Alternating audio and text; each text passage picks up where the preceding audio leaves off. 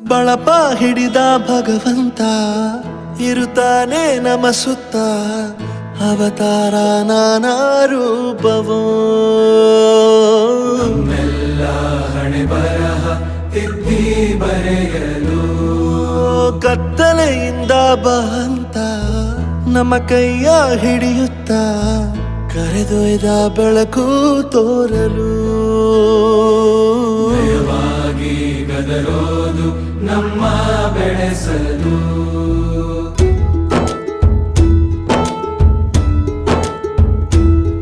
ಭಾಷೆ ಅಮೃತ ಕುಡಿಸೋ ತಾಯಾಗಿ ಭಾಷೆ ಅಮೃತ ಕುಡಿಸೋ ತಾಯಾಗಿ ಭವಿಷ್ಯ ಬರೆವಂತ ತಂದೇನೋ ಆಗಿ